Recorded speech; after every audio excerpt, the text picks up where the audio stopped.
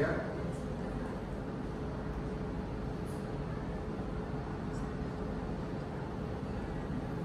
Kamera itu masuk? Oh iya, saya nggak ngomong. oh ya. Assalamualaikum warahmatullahi wabarakatuh. Waalaikumsalam.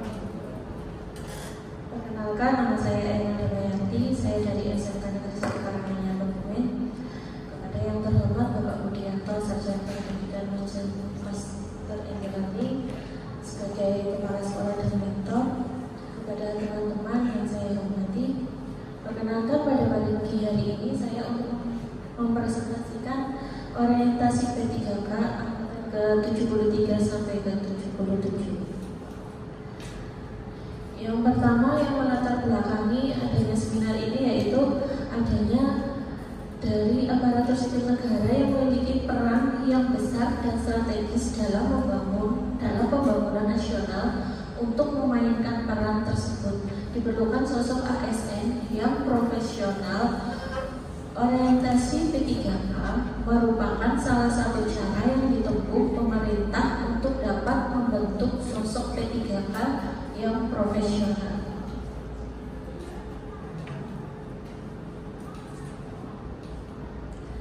Kemudian ini ada nilai dan etika pemerintah Provinsi Jawa Tengah. Ada visinya yaitu Jawa Tengah yang mandiri, maju, sejahtera, dan lestari. Dan untuk misinya itu ada beberapa, ada 6 ya. Yang saya bacakan yang pertama yaitu mewujudkan sumber daya manusia dan masyarakat Jawa Tengah yang berkualitas, beriman, dan bertakwa kepada Tuhan Yang Maha Esa, cerdas, serta berbudaya. Untuk yang lainnya itu dapat dilihat di slide saya. Kemudian untuk struktur organisasi dan mata kerja itu dapat dilihat di website tersebut ya. Di situ ada PJ Gubernur Jawa Tengah yaitu Bapak Nana Sujana dan yang lainnya. Kemudian untuk manajemen kepegawaian dan manajemen kerja P3K yaitu profesionalisme, akuntabilitas, keadilan, dan efisiensi. Untuk nilai dan etika organisasi perangkat daerah atau OPD yaitu visi dan misi OPD SMK Negeri 1 Karanganyar yaitu menjadi sekolah modern, berakhlak mulia, normatif, mandiri, dinamis, integritas, ramah lingkungan, dan inovatif yang disikap menjadi mandiri untuk menghasilkan lulusan yang profesional dan berdaya saing global. Sedangkan untuk rencana strategi itu dalam jangka panjang 5 tahun, dalam jangka pendek 1 tahun. Tugas pokok dan fungsi topoksi P3K di OPD. Selanjutnya yaitu ada nilai dan etika organisasi perangkat kerja, ada struktur organisasi tata kerja OPD, ada bapak kepala sekolah, dan yang lainnya itu ada di slide saya, bisa dibaca nih. Kemudian rencana hasil kerja dari pimpinan. Yang pertama, meningkatnya kinerja satuan pendidikan melalui pelaksanaan pembelajaran yang berfokus pada implementasi kurikulum operasional satuan pendidikan atau KOSP.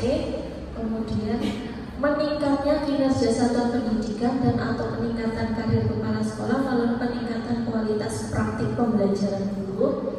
Dan yang ketiga, meningkatnya kinerja satuan pendidikan dan atau peningkatan karir kepala sekolah melalui kegiatan pengembangan kompetensi guru dan tenaga kependidikan.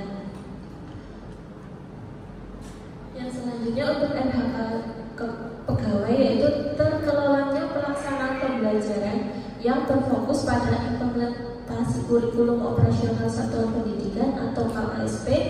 Indikatornya yaitu nanti meningkatnya kehadiran dalam kelas untuk meningkatkan kualitas pembelajaran. Targetnya nanti 100%. Kegiatannya yaitu meliputi menyusun kisi-kisi penilaian atau asesmen pembelajaran, menyusun instrumen penilaian atau asesmen pembelajaran. Yang ketiga, melaksanakan penilaian asesmen atau pembelajaran.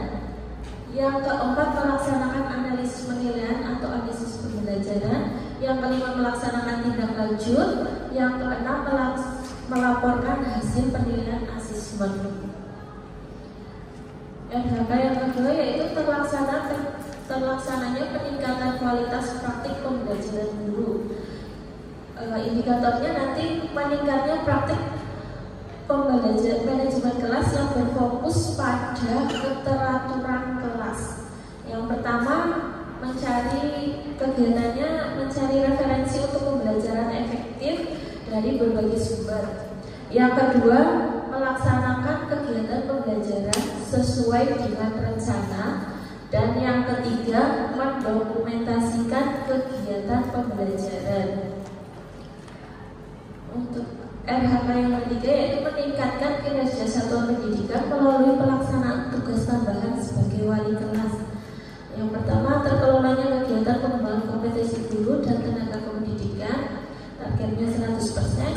Kegiatan yang dilakukan yaitu yang pertama, mengidentifikasi capaian pembelajaran yang akan dicapai, mengumpulkan bahan ajar yang relevan dari sumber terpercaya. Yang ketiga, mengembangkan materi ajar yang sesuai dengan konteks siswa. Yang keempat, menyusun perangkat ajar lengkap dengan langkah pembelajaran, media, dan penilaian. Yang kelima, membagikan perangkat ajar kepada guru dan atau kepala sekolah. Sekian paparan dari saya. Monggo silakan jika ada yang ingin bertanya. Ya, Bu Sisi.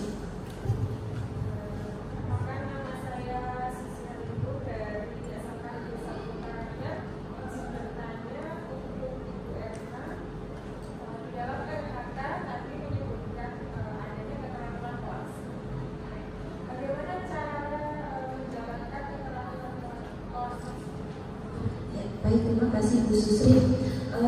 Keteraturan kelas yang saya jalankan sebagai seorang wali kelas yaitu ketika kita menjadi seorang wali kelas, kita masuk untuk yang pertama kali menjadi seorang wali kelas, kita mengadakan kesepakatan kelas untuk menjadikan keteraturan kelas tersebut.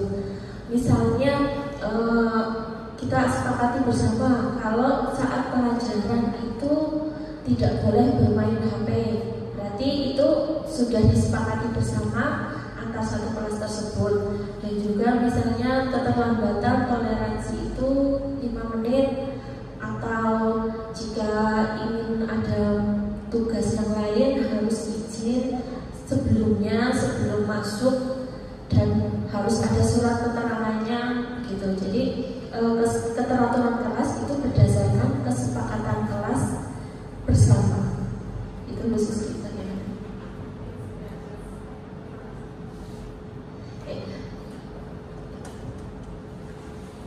Terima kasih untuk paparan hari ini. Banyak kurangnya saya mohon maaf. Saya akhiri. Assalamualaikum warahmatullahi wabarakatuh.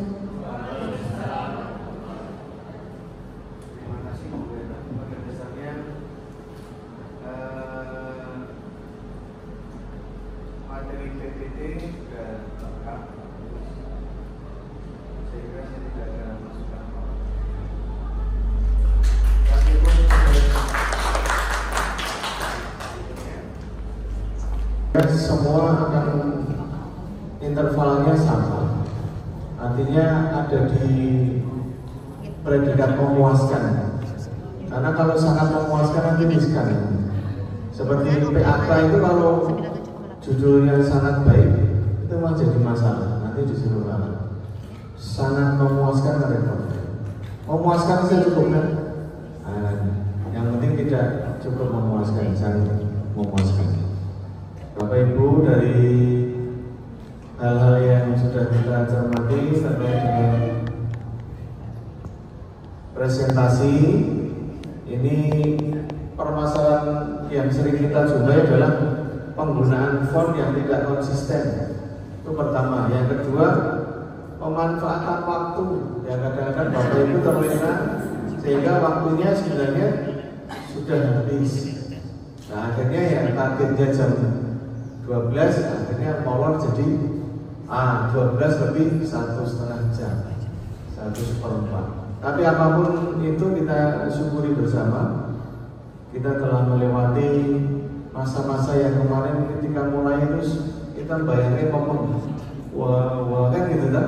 Nah Bapak Ibu, seperti yang saya sampaikan, 100 kilo itu bermula dari satu langkah. Kalau Bapak Ibu membayangkan pulang jauh seperti saya ke Magelang itu, saya membayangkan berangkat atau pulang itu sudah ya Allah, saya harus melintasi yang jalan padat itu, tikungan ini. Saya cuma sekarang membayangkannya, saya harus mempersiapkan bekal tas saya.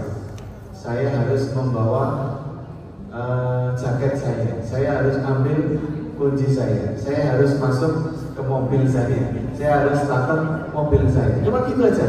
Yang saya nikmati yang di depan-depan. Tiba-tiba, oh sudah sampai Kutoarjo. Tapi kalau belum apa udah bayangkan ini, aduh Magelang jauh, itu nggak jadi pulang. Seperti ya, akhirnya ya nggak pulang 2 bulan sekali. Jadi Bang Toyib jarang pulang. Bapak Ibu, itu yang bisa saya sampaikan. Mohon itu nilai segera diisi dan saya tunggu di meja saya. Itu yang bisa kita lakukan pada siang hari ini. Aplaus untuk kita semua. Saya secara pribadi dan selaku mentor, saya mohon maaf jika selama mendampingi Bapak Ibu semua saya melakukan kesalahan baik secara verbal maupun non verbal, baik secara lisan maupun gestur. Itu yang bisa saya sampaikan. Sekali lagi saya mohon maaf. Terima kasih. Saya akhiri. Assalamualaikum warahmatullahi wabarakatuh.